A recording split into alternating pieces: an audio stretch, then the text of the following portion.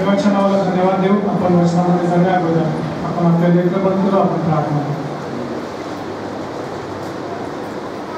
वचन तेरा दिखा दे, उस पर चलना सिखा दे. वचन तेरा दिखा दे, उस पर चलना सिखा दे. बोल यहोवा सुनता तेरा गान, तो अपनी सुन. बोल यहोवा सुनता तेरा गान, तो अपनी सुन. दाऊद के जैसे मैं स्तुति करता हूँ, लेकिन मेरे प्रभु पाप में गिरता हूँ. लेकिन मेरे प्रभु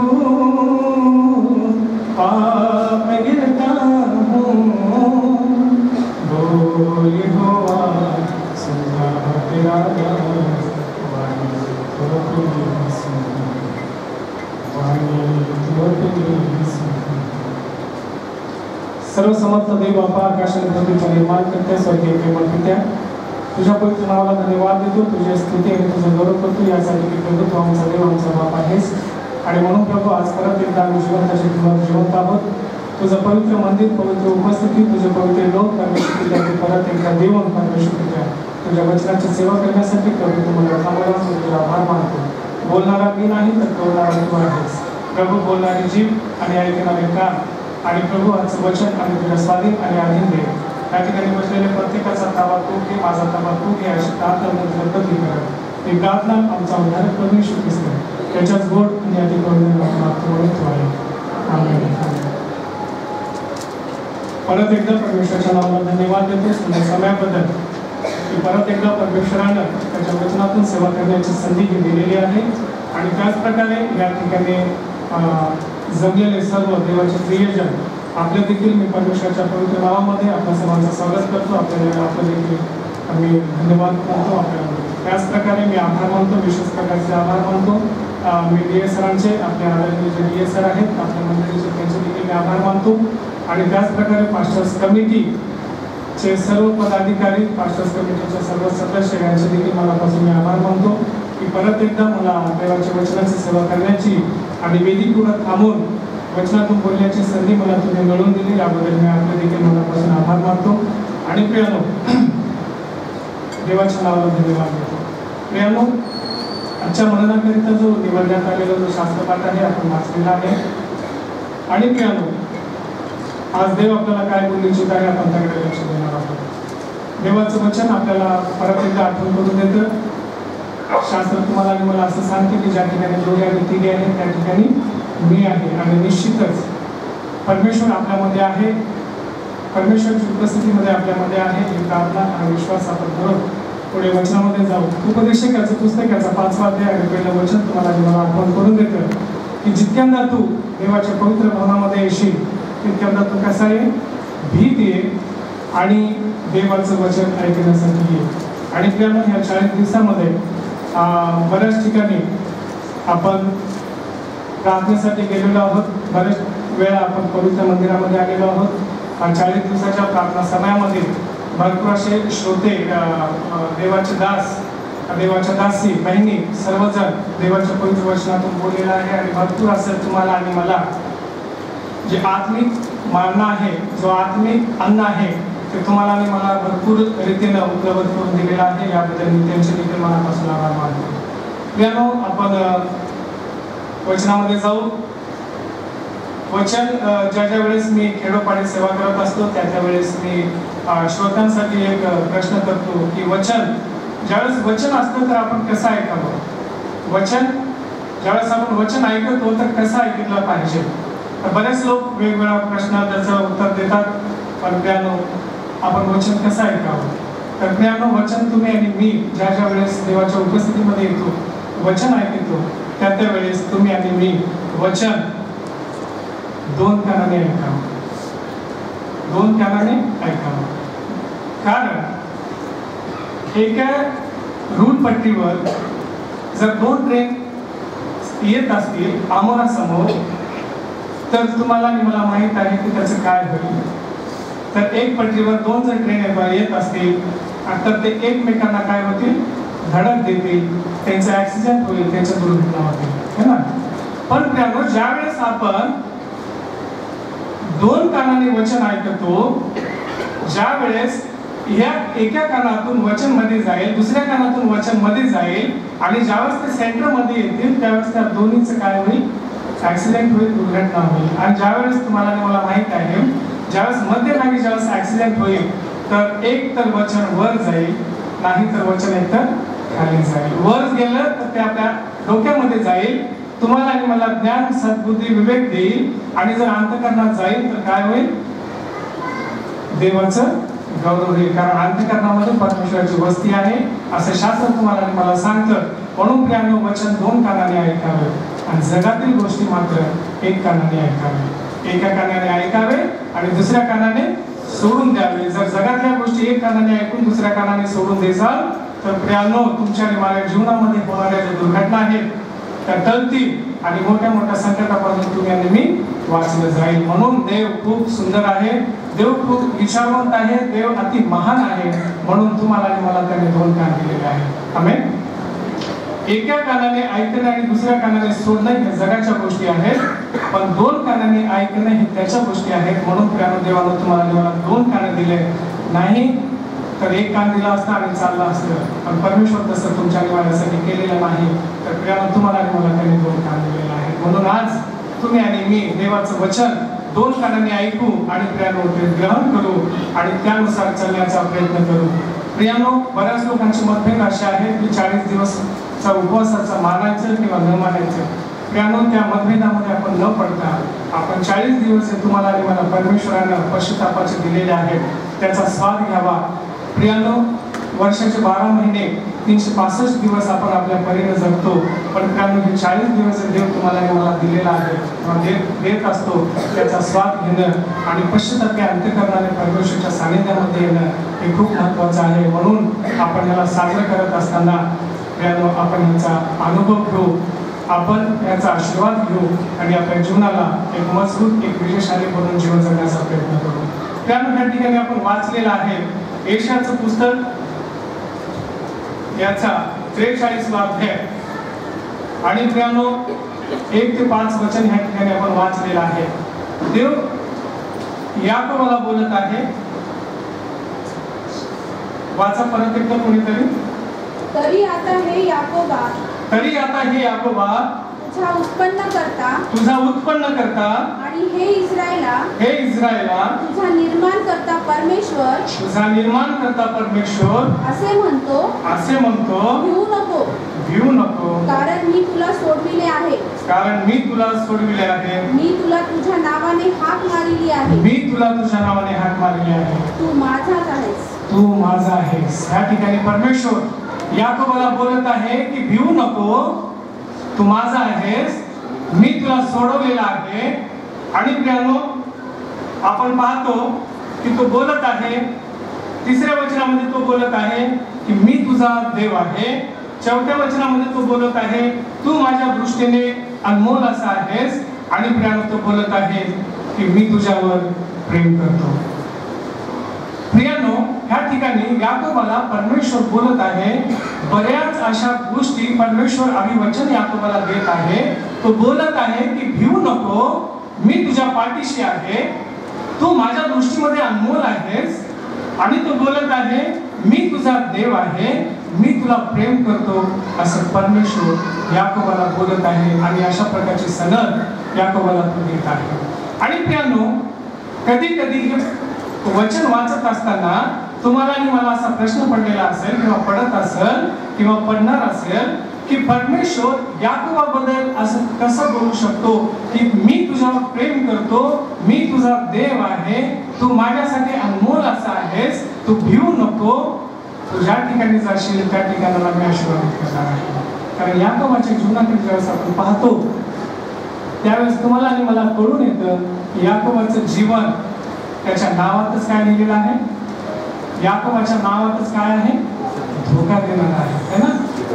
याकोबाच्या नावातच असं लिहिलेलं आहे, त्याच्या नावाचाच अर्थ असा आहे की तो धोका देणारा आहे. आणि प्रियानो, आपण त्याच्या जीवनाला ज्यावेळेस पाहतो, त्याच्या जीवनाचा परिचय ज्यावेळेस आपण वाचतो, त्याच्या जीवनाकडे लक्ष देतो, तर तुम्हाला आणि मला कळून येतं याकोब हा त्याच्या आईच्या उदरामध्येच आपल्या भावाशी काय करत आहे, भांडण करत आहे. त्याच्या आईच्या उदरामध्येच तो आपल्या भावाशी काय करत आहे.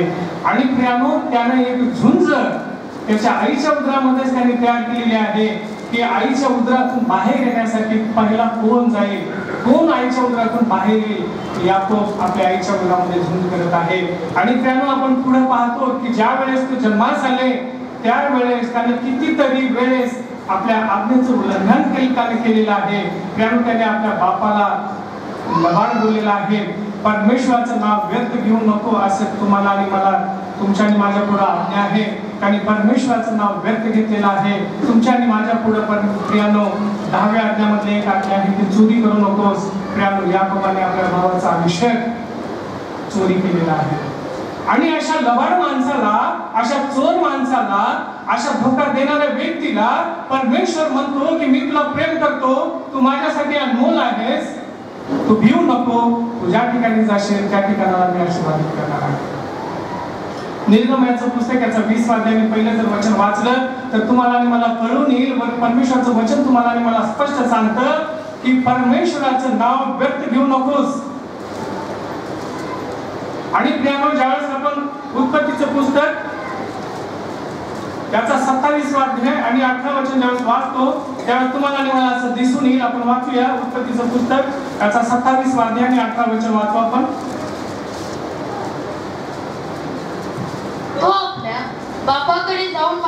तो आपल्या बापाकडे जाऊन म्हणाला, बाबा. तेव्हा तो म्हणाला, काय आहे? तेव्हा त्याचा बाप त्याला म्हणत आहे की हा बोल बेटा, काय आहे? माझ्या बाळा तू कोण? माझ्या बाळा तू कोण? लक्षपूर्वक आहे का माझ्या प्रियाला? त्याचा बाप इसाक त्याला हाक मारल्यानंतर तो बोलत आहे की तू कोण? पुढे तेव्हा याकोब आपल्या बापास म्हणाला, मी एसाव आहे. का हा एसाव आहे? हा एसाव आहे. कोण आहे? याकोब आहे. आणि आपल्या बापाला जो बाप आंधळा झालेला आहे अशा आंधळ्या बापाला तो म्हणत आहे की मी एसाव आहे. प्रियानो, तुम्हाला आणि मला आज्ञा सांगते की खोटं बोलू नकोस. तुमची आणि माझं शास्त्र सांगत आहे की खोटं बोलू नकोस. आणि हा याकोब आपल्या बापाला खोटं बोलत आहे. आणि त्या बापाला खोटं बोलत आहे जो बाप दृष्टीहीन आहे, ज्या बापाची दृष्टी केलेली आहे अशा बापाला हा बोलत आहे. काय बोलत आहे? मी एसाव. पुढे वाचा. आपला वडील मुलगा आहे. आपला वडील मुलगा मी आहे. हा, आपल्या सांगण्याप्रमाणे मी केले आहे. आपल्या सांगण्याप्रमाणे मी केलेला आहे. काय केलेलं आहे? इसाकानं याकोबाला आशीर्वाद देण्यासाठी तो सांगितला की तू जा आणि माझ्यासाठी जे हरण आहे ते घेऊन ये, त्याला बनव आणि मी ते खाईल आणि मी तुला आशीर्वाद देईन. एसावाला ही आज्ञा दिली होती. आणि हे आज्ञेचं पालन कोण करत आहे? लबाडीतीनं कोण करत आहे? याकोब करत आहे. हा, पुढे वाचा. तर उठून बसा. बाबा तुम्ही उठून बसा. हा, आणि मी हरणाचे मांस आणले आहे. प्रियानो, ते हरणाचं मांस नव्हतं, ते कशाचं मांस होतं तुम्हाला मला माहिती आहे. हा, पुढे. एवढे खा आणि आपण मला आशीर्वाद द्यावा. पुढे. तेव्हा इसाक बोलत आहे त्याला, आपल्या मुलास म्हणाला, माझ्या बाळा तुला हे इतक्या लवकर कसे मिळाले? तो म्हणाला, आपला देव परमेश्वर. पहा, हा काय बोलत आहे? आपला देव परमेश्वर. हा, याने मला ते लवकर मिळवून दिले. प्रियानो, निर्गमनाचं पुस्तक त्याचा 20 अध्याय पहिलं वचन तुम्हाला आणि मला स्पष्ट सांगत आहे की परमेश्वराचं नाव व्यक्त घेऊ नकोस. प्रियानो, हा परमेश्वराला देखील सोडलेला नाही. बाप आंधळा आहे, बापाला लबाड बोलत आहे. चालेल, पण जो आकाशाचा आणि पृथ्वीचा निर्माण करता जो महान परमेश्वर आहे त्याला देखील हा याकोब सोडत नाही. त्याला देखील त्याचं नाव व्यक्त घेऊन तो बापाला आपल्या म्हणत आहे की जो परमेश्वर आहे त्यानं मला काय केलेलं आहे हे मिळवून दिलेलं आहे. आणि प्रियानो, अशा ह्या याकोबाला परमेश्वर काय करत आहे? काय करत आहे? बोलत आहे. काय म्हणत आहे की तू माझ्यासाठी कसा आहेस? अनमोल असा आहेस. तू माझ्यासाठी कसा आहेस? योग्यतेचा आहेस. तू माझ्यासाठी कसा आहेस? अति प्रिय आहेस. आणि म्हणून मी तुला काय करत आहे की हे याकोबा, तू भिवू नकोस. तू ज्या ठिकाणी जाशील त्या ठिकाणी मी तुझ्यासोबत राहील आणि मी तुला काय करणार आहे? मी तुला प्रेम करत आहे. प्रियानो, कधी कधी प्रश्न पडतो मला देखील की परमेश्वरा त्याचं का, कशासाठी एवढा धोका देणारा व्यक्ती आहे. कधी कधी आपल्याला देखील आपल्या जीवनामध्ये असा प्रश्न पडेल, एवढा धोका देणारा व्यक्ती आणि परमेश्वर याच्याबद्दल असं एवढं स्टेटमेंट वापरत आहे. कोणी कुणाला आज कोणी कुणाला म्हणत नाही की मी तुला प्रेम करतो म्हणून, कारण कुणाजवळही प्रेम राहिलेलं नाही. पण परमेश्वर असं बोलत आहे की मी तुला प्रेम करतो. आणि ज्यावेळेस प्रियानो आपण वाचतो, आपण याच्याबद्दल विचार करतो, मनन करतो, त्यावेळेस तुम्हाला आणि मला समजून येतं की काहीतरी असे गुण याकोबामध्ये आहे. म्हणून जरी एवढ्या आज्ञेचं उल्लंघन तू करत आहे, निर्गमनाचं पुस्तक 20 अध्याय आणि 12 वचन जर वाचलं तर असं सांगते की तू आपल्या आई वडिलांचा मान राख. ह्या ठिकाणी तो मान राखत नाही. निर्गमनाचं पुस्तक याचा 20 अध्याय आणि 15 वचन जेव्हा वाचतो तेव्हा असं लिहिलेलं आहे की तू खोटं बोलू नकोस. या ठिकाणी तू खोटं बोलत आहे. एवढं सगळ्या गोष्टी असताना देखील जर परमेश्वर त्या याकोबावर प्रेम करत असेल प्रियानो, तर त्यामध्ये काहीतरी मोठा गुणधर्म याकोबामध्ये परमेश्वरानं पाहिलेला आहे. आणि म्हणून तो म्हणत आहे की याकोबा, तू माझ्यासाठी अनमोल असा आहे. मी तुझ्यावर प्रेम करणारा तुझा परमेश्वर आहे. ज्या ठिकाणी तू जाशील त्या ठिकाणी मी आहे. म्हणून तू ज्या ज्या ठिकाणी जाशील त्या ठिकाणी तू काय करू नकोस, भिवू नकोस, असं परमेश्वर याकोबाला बोलत आहे. तर प्रियानो, आपण पाहू याकोबाचं पहिलं गुण जे परमेश्वर त्याला प्रेम करतो. आपण पाहूया प्रियानो, उत्पत्तीचं पुस्तक याचा 25 अध्याय आणि 27 वचनामध्ये एक त्याचं गुण आहे. आपण ते गुण पाहूया. आपण वाचू उत्पत्तीचं पुस्तक याचा 25 अध्याय आणि 27 वचन.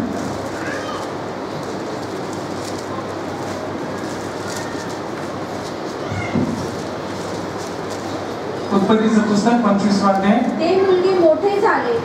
एसाव हा रानात फिरणारा हुशार पारधी झाला व याकोब हा साधा मनुष्य असून याकोब हा साधा मनुष्य होता. आमेन. प्रियानो, याकोबाचं पहिलं गुणधर्म आहे की तो साधा आहे. आणि त्याचा जो भाऊ आहे कसा आहे? वाचन. एसाव हरणाचे मांस आणीत असे, ते इसाक खाई, म्हणून तो त्याचा आवडता. एसाव हा शिकार करणारा आणि चतुर असं लिहिलेलं आहे त्याच्यामध्ये. एसाव हा हुशार, चतुर आहे आणि तो रानात शिकार करण्यासाठी जाणार आहे. पण प्रियानो, याकोबाबद्दल या ठिकाणी वचन बोलत आहे की याकोब कसा आहे? साधा आहे. आणि परमेश्वराला साधगी आवडते. प्रियानो, म्हणून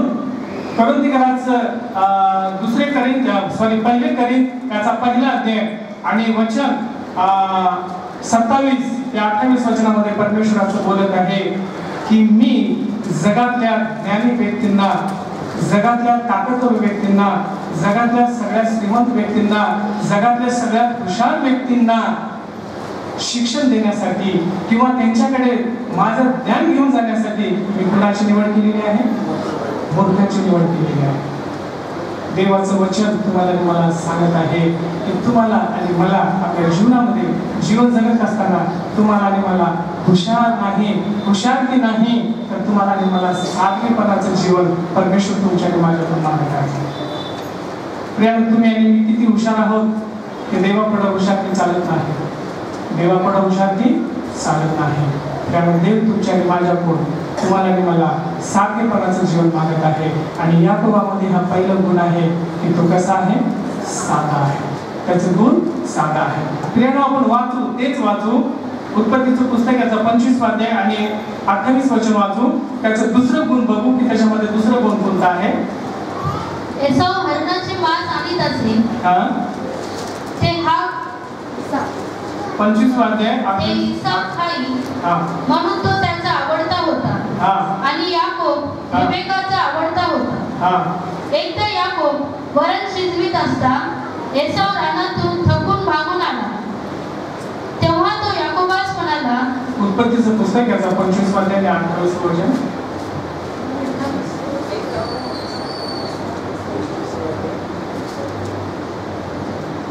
25 अध्याय आणि 28 वचन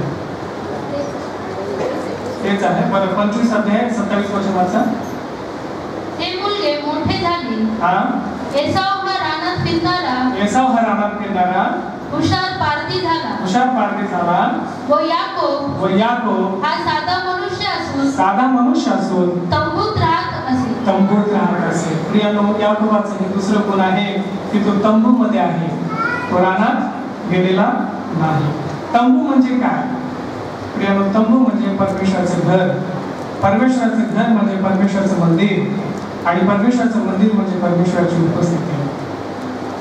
याकोब हा परमेश्वराच्या घरामध्ये राहत आहे. याकोब आपल्या तंबूमध्ये राहत आहे आणि एसाव हा कुठे गेलेला आहे? तो जंगलामध्ये गेलेला आहे. प्रियानो, तुम्ही आणि मी जंगलाकडे जर गेलो, आजच्या परिस्थितीमध्ये जर तुम्ही आणि मी शेताकडे गेलो, जंगलाकडे गेलो, तर तुम्ही आणि मी एक तास देखील आपण त्या जंगलामध्ये, त्या शेतामध्ये थांबू शकत नाही. कारण तुम्हाला आणि मला माहित आहे जंगलामध्ये काय आहे? ऊन आहे. जंगलामध्ये काटे कुसळे आहे. जंगलामध्ये ठेस लागणारी गोष्टी आहे. जंगलामध्ये हिंस्र प्राणी आहे. आणि जंगल म्हणजे प्रियानो हे जग आहे. जंगल हे जग आहे आणि जगामध्ये प्रियानो तुम्हाला आणि मला फक्त धोका आणि अशांती आणि भांडणे, किरकिरी आणि गोंधळ दिसणार आहे. पण प्रियानो, एसाव हा जंगलामध्ये शिकार करण्यासाठी जाणारा व्यक्ती आहे आणि याकोब काय करणार आहे? तंबूमध्ये राहणार आहे. आणि प्रियानो, तुम्हाला आणि मला माहित आहे येशू ख्रिस्त जंगलामध्ये गेला आणि काय घडलं? येशू ख्रिस्त जंगलामध्ये गेला आणि काय घडलं? येशू ख्रिस्ताची परीक्षा घ्यायला, येशूला परीक्षा द्यावी लागली. प्रियानो, जंगल हे परीक्षाचं ठिकाण आहे. जंगल हे संकटाचं स्थळ आहे. जंगल हे अशांतीनं भरलेलं स्थळ आहे आणि जंगल हे जग आहे. आणि या जगामध्ये तुम्ही आणि मी आज वस्ती करत आहोत. आणि प्रियानो, वस्ती करत असताना तुम्हाला आणि मला जिकडे पाहिलं तिकडे अशांतीनं भरलेलं जग आहे. भांडणे आणि तंटे आणि काटे आणि कुसळे या जगात आहे. आणि एसाव आपल्या घरात न राहता तो जंगलामध्ये शिकार करण्यासाठी जाणारा व्यक्ती आहे. पण प्रियानो, याकोबाचे हे दुसरं गुण आहे की तो कुठे आहे? तो आपल्या घरात आहे, परमेश्वराच्या उपस्थितीमध्ये आहे. आणि प्रियानो, तुम्हाला आणि मला माहित आहे परमेश्वराच्या उपस्थितीमध्ये दावीद म्हणतो की दावीद स्तोत्र संहिता याचा 27 अध्याय आणि 4 वचनामध्ये आणि 5 वचनामध्ये म्हणतो की मी परमेश्वराच्या घरी राहणं मला आवडतं. आणि स्तोत्र संहिता 122 मध्ये तो म्हणतो की मला कोणीतरी म्हणलं की आपण परमेश्वराच्या घरी जाऊ, तेव्हाच मला अति आनंद झाला, असं दावीद म्हणत आहे. कारण प्रियानो, परमेश्वराच्या घरामध्ये परमेश्वराची उपस्थिती आहे. आणि लूक याचा 10वा अध्याय आणि काही वचनामध्ये आपण वाचतो येशू ख्रिस्तानं आपल्या बोलताना दाखला दिला की एक व्यक्ती यरूशलेमेला सोडून खाली जात होतं, एरिहोकडे जात होतं. आणि यरूशलेमेला प्रियानो परमेश्वराचं घर हे म्हणलं जातं. आणि त्या परमेश्वराच्या घराला सोडून एक व्यक्ती कुठे जात होता? एरिहोकडे जात होता. आणि हा दाखला आपल्या सर्वांना माहित आहे की त्याचं काय घडलं. त्याला लुटारूनी लुटले, त्याला चोरांनी धरलं, त्याला लुटलं, त्याला मारलं. आणि प्रियानो, त्याला असंच लुटून गेलं नाही, तर त्याला अर्ध मेहनत करून सोडलं. प्रियानो, आज तुमच्या आणि माझ्यासाठी परमेश्वराचं घर म्हणजे परमेश्वराचं मंदिर आहे. आणि हे मंदिर तुमच्या आणि माझ्यासाठी एक सुरक्षित स्थान आहे. आपल्या जीवनामध्ये तुम्हाला आणि मला विचार करायचा आहे की प्रियानो, ज्या प्रकारे याकोब आपल्या तंबूमध्ये होता, तुम्ही आणि मी आज आपल्या तंबूमध्ये आहोत का? तुम्ही आणि मी आपल्या घरात आहोत का? तुम्ही आणि मी आपल्या मंदिरामध्ये आहोत का? तुम्ही आणि मी परमेश्वराच्या उपस्थितीमध्ये आहोत का? कारण शास्त्र सांगतं की परमेश्वराच्या मंदिरामध्ये परमेश्वराची उपस्थिती आहे. म्हणून दावीद म्हणतो की मी माझी दृष्टी पर्वताकडे लावित आहे. काय आहे पर्वताकडे? पर्वतावर परमेश्वराचं मंदिर आहे आणि त्या मंदिरामध्ये परमेश्वराची उपस्थिती आहे. म्हणून दावीद आपल्या प्रार्थनेमध्ये म्हणतो की मी माझी दृष्टी परमेश्वरा त्या मंदिराकडे लावत आहे, ज्या मंदिरामध्ये तू आहेस, त्या ठिकाणी तुझी उपस्थिती आहे. प्रियानो, याकोबाचं दुसरं गुण हे आहे की तो आपल्या तंबूमध्ये आहे. तुमच्या आणि माझ्या जीवनामध्ये तुम्हाला आणि मला विचार करायचा आहे की प्रियानो, तुम्ही आणि मी आज तंबूमध्ये आहोत का? तुम्ही आणि मी आज जंगलामध्ये आहोत तर प्रियानो, तुम्ही आणि मी जर जंगलामध्ये आहोत तर देवाचा देव महान परमेश्वर प्रभू येशू ख्रिस्त तो जंगलामध्ये गेला, अरण्यामध्ये गेला आणि त्याची परीक्षा झाली. प्रियानो, तुम्ही आणि मी जर जंगलात जाऊ तर तुमचं आणि माझं काय होईल हे विचार करणं खूप महत्त्वाचं आहे. प्रियानो, यावेळेस आपण वाचू याकोबाच्या 3ऱ्या गुणाला वाचू, कारण वेळ झालेला आहे आणि आपल्याला लवकर संपवायचं आहे. आपण वाचू याकोबाचं उत्पत्तीचं पुस्तक याचा 25 अध्याय आणि 32 वचन यावेळेस आपण वाचू. याकोबाचा आपण 3रं गुणधर्म वाचूया. एसाव म्हणाला, हे पहा मी मरणमुक्त झालो आहे. मी मरण्यास टेकलो आहे. मला आपल्या ज्येष्ठत्वाच्या हक्काचा काय उपयोग? प्रियानो, ह्या ठिकाणी याकोबाचं जे पहिलं, दुसरं, तिसरं जे गुणधर्म आहे ते हे आहे, जे परमेश्वराचं जे अभिषेक आहे त्या अभिषेकाचा तो स्वीकार करणारा व्यक्ती आहे. जो अभिषेक त्याचा भाऊ एसाव्याला देण्यात आलेला आहे, तो ह्या ठिकाणी म्हणत आहे, मी आता मरण्यास टेकलो आहे. मला ह्याचा काय अधिकार? मला ह्याचं काय उपयोग? ह्याचा मला हे नको आहे, मला हे नको आहे. आणि प्रियानो, याकोब आपली दृष्टी लावून आईच्या उदरामध्येच आपली दृष्टी लावून त्या अभिषेकावर बसलेला आहे. एक ना एक दिवस हे मला मिळणार आहे, एक ना एक दिवस हे मला मिळणार आहे. आणि प्रियानो, ह्या ठिकाणी एसाव आपला जो अभिषेक आहे त्या अभिषेकाला सोडून टाकत आहे. काय करत आहे? त्या अभिषेकाला तो विकून टाकत आहे आणि हा लगेच त्याचा स्वीकार करण्यासाठी त्या ठिकाणी तत्पर आहे. अभिषेकाचा स्वीकार करण्यासाठी याकोब तत्पर आहे. प्रियानो, तुम्ही आणि मी पाहतो पहिले शमूएलाच्या 16 आणि 14 वचनामध्ये आपण पाहतो, शमूएल जो होता शाऊल जो राजा होता, इस्रायलाचा जो पहिला राजा होता शाऊल, याच्यावर परमेश्वराचा अभिषेक होतं, पण त्यानं त्या अभिषेकाला तुच्छ समजलं आणि प्रियानो, तो अभिषेक शाऊलाहून निघून दाविदावर गेला.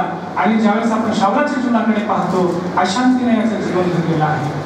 शाऊल आपल्या अभिषेकाला तुच्छ समजला आणि ते जे अभिषेक होतं ते त्याच्यावरून निघून दाविदावर गेलं आणि ज्यावेळेस शाऊलाचं जीवन अभिषेक मुक्त झालं त्यावेळेस त्याचं जीवन नष्ट झालेलं आहे. आपण पाहतो न्यायविधी पुस्तकामध्ये आपण 16 अध्याय 20 ज्याच्यामध्ये पाहतो, ह्या ठिकाणी देखील एक व्यक्तीनं आपला अभिषेक काय केलेला आहे? गमावलेला आहे. कोण आहे तो?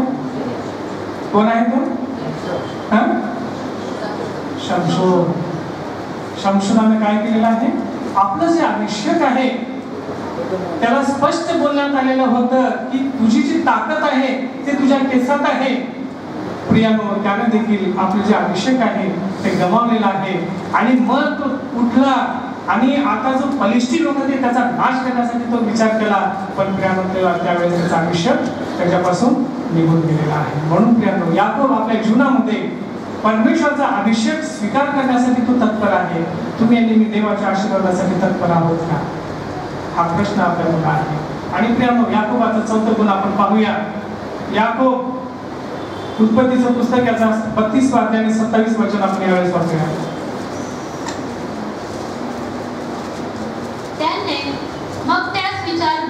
त्याने त्याच विचारले. कोण विचारले? जे झुंज करत आहे, याकोबाशी जो झुंज करत आहे परमेश्वर, त्याने त्याच विचारले, म्हणजे याकोबास विचारले, हा तुझे नाव काय? तुझे नाव काय? तो म्हणाला. कोण म्हणाला? याकोब म्हणाला. काय म्हणाला? याकोब. हा, तो म्हणाला माझं नाव याकोब आहे. आमेन. प्रियानो, हाच याकोब आपल्या अंध बापाला बोलला. त्याचा बाप त्याला विचारला की तू कोण आहेस? त्यावेळेस तो म्हणतो की मी एसाव आहे. आपल्या बापाला तो लबाड बोलत आहे. पण प्रियानो, ह्या ठिकाणी ज्या व्यक्तीशी तो झुंज करत आहे त्याने त्याला विचारत आहे की तू कोण आहेस, तुझं नाव काय आहे? त्यावेळेस तो म्हणत आहे की मी याकोब आहे. काय करत आहे? तो बोलत आहे याकोब आहे. प्रियानो, तो परमेश्वराच्या पुढे तो सत्य बोलला. प्रियानो, तुम्ही जगापुढे काय बोलत आहात हे महत्वाचं नाही, तुम्ही जगापुढे कसं वागत आहात महत्वाचं नाही, पण ज्या वेळेस तुम्ही परमेश्वराच्या उपस्थितीमध्ये येता त्यावेळेस तुम्ही परमेश्वराला कसं बोलता, परमेश्वराशी कसं वागता, हे खूप महत्वाचं आहे आपल्या आध्यात्मिक जीवनामध्ये. म्हणून याकोब ह्या ठिकाणी परमेश्वराला म्हणत नाही की मी एसाव आहे, मी एसाव आहे असं बोलत नाही, तर तो बोलत आहे मी याकोब आहे, मी याकोब आहे. आणि प्रियानो, मग परमेश्वर त्याला बोलत आहे की मी तुझ्यावर प्रेम करत आहे, भिवू नको, तू माझ्यासाठी अनमोल असा आहेस.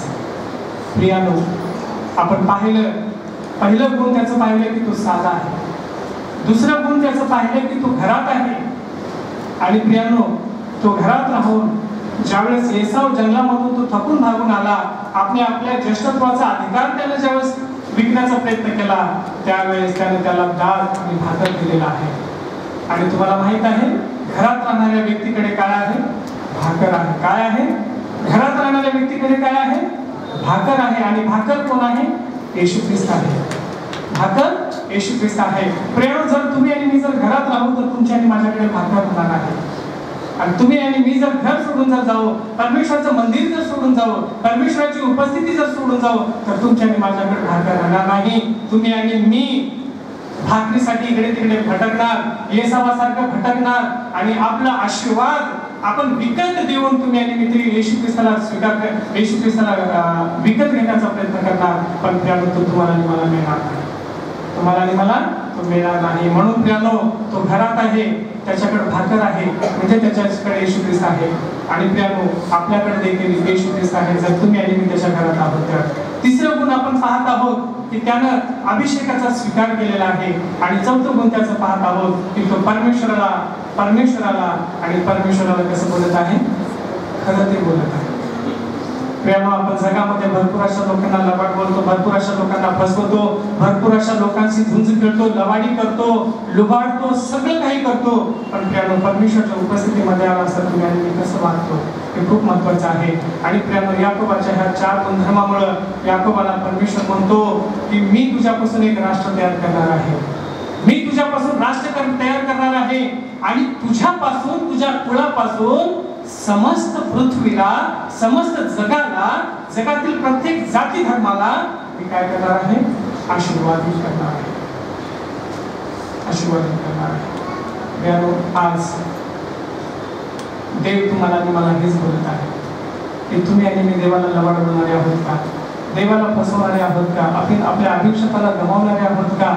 आपण देवाचं मंदिर सोडून जाणारे आहोत का? किंवा आज तुम्हाला आणि मला देवाचं वचन सांगत आहे की तुमच्या आणि माझ्यामध्ये गुण कशा आहेत. कारण तुम्ही आणि मी आज परमेश्वराच्या प्रत्यक्षतेसाठी वाट बघत आहोत, प्रार्थना करत आहोत की देवा ये, लवकर ये, लवकर ये. लवकर ये म्हणण्यापेक्षा आपण देवा तुझी स्वार्थ प्रत्येक ठिकाणी जाऊ दे अशी प्रार्थना खूप गरजेचं आहे. कारण येशू ख्रिस्त, तुम्हाला माहित आहे, संपूर्ण जुना करार जर वाचला तर संपूर्ण जुना करार एकच घोषणा करतो की येशू ख्रिस्त येईल, येशू ख्रिस्त येईल, येशू ख्रिस्त येईल. आणि प्रियानो, येशू ख्रिस्त आला. नवीन कराराकडे ज्यावेळेस आपण पाहतो, अभ्यास करतो, तर संपूर्ण नवीन करार एकच बोलत आहे की येशू ख्रिस्त येईल, येशू ख्रिस्त येईल, येशू ख्रिस्त येईल, आणि निश्चित त्यामुळे येशू ख्रिस्त येईल. पण ज्यावेळेस तो येईल त्यावेळेस तुम्ही आणि मी आपण तत्पर आहोत का? खूप महत्वाचं आहे. आज आपण त्याची प्रतीक्षा करत आहोत, त्याची वाट पाहत आहोत. आणि येशू ख्रिस्त त्याच व्यक्तीसाठी येणार आहे, जे व्यक्ती दानधर्म करतो त्याच्यासाठी नाही, जो व्यक्ती प्रार्थना करतो त्याच्यासाठी नाही, जो गुडघे टिकून गुडघे खराब करून घेतलं त्याच्यासाठी नाही. येशू ख्रिस्त त्यांच्यासाठीच येणार आहे, जे त्याची प्रतीक्षा करत आहे. इब्रिकराचं पुस्तक याचा 9 अध्याय 28 वचनामध्ये लिहिलेला आहे, येशू ख्रिस्त त्या व्यक्तीसाठी येणार आहे जे त्याची प्रतीक्षा करत आहे, त्याची वाट बघत आहे. तुम्ही आणि मी किती सुंदर आहोत हे महत्वाचं नाही, तुम्ही आणि मी किती शक्तिशाली आहोत हे महत्वाचं नाही, तुम्ही आणि मी किती ज्ञानी आहोत हे महत्वाचं नाही, तर तुम्ही आणि मी किती दीन आहोत हे महत्वाचं आहे. कारण मत्ती शुभवर्तमान 5 अध्याय 3 वचनामध्ये लिहिलेलं आहे, धन्य, काय लिहिलेलं आहे वाचू आपण. मत्ती शुभवर्तमान 5 अध्याय आणि 3 वचन आपण संपू या ठिकाणी. यावेळेस आपण जे आत्म्याचे दीन जे आत्म्याचे दीन ते धन्य कारण स्वर्गाचे स्वर्गाचं राज्य त्यांचे आहे. प्रियानो, आज आपण दीन बनण्याचा प्रयत्न करत नाही. आपल्याला अमीर बनायचं आहे, आपल्याला श्रीमंत बनायचं आहे. आपल्याला एक प्रॉपर्टी खरेदी केल्याच्या नंतर दुसरी, तिसरी, चौथी, पाचवी श्रीमंत होण्याचा प्रयत्न करत आहोत आपण. कुणालाही दीन, कुणालाही गरीब म्हणून घ्यायला आपण तयार नाही. आणि ह्या ठिकाणी वचन सांगत आहे, जे आत्म्याचे दीन ते धन्य कारण स्वर्गाचं राज्य त्यांचं आहे. प्रियानो, जगातल्या प्रॉपर्टी खरेदी करण्यासाठी परमेश्वर तुम्हाला मला विरोध करत नाही, पण तुम्ही आणि मी दीन कसे बनायला सांगत आहे? आत्म्याचे दीन बनण्यास सांगत आहे. प्रियानो, तुम्ही आणि मी आत्म्याचे दीन बनू. तुम्ही आणि मी त्या परमेश्वराचा आशीर्वाद स्वीकार करू ज्या प्रकारे याकोब केला. आणि प्रियानो, आपण आपल्या जीवनाला विजयशाली करू. देवबाप करू हे वचन समजण्यासाठी देव तुम्हाला आणि मला शक्ती सामर्थ्य देऊ आणि देवाची शांती या ठिकाणी बसलेल्या प्रत्येकासोबत, आज प्रार्थना केलेल्या कुटुंबासोबत, आज वचन ऐकलेल्या प्रत्येक श्रोत्यासोबत आणि विशेष करून आपल्या मंडळीसोबत, आपल्या मंडळीचे यांच्यासोबत सदोदिन आणि सदोदिन असो. आमेन, आमेन, आमेन.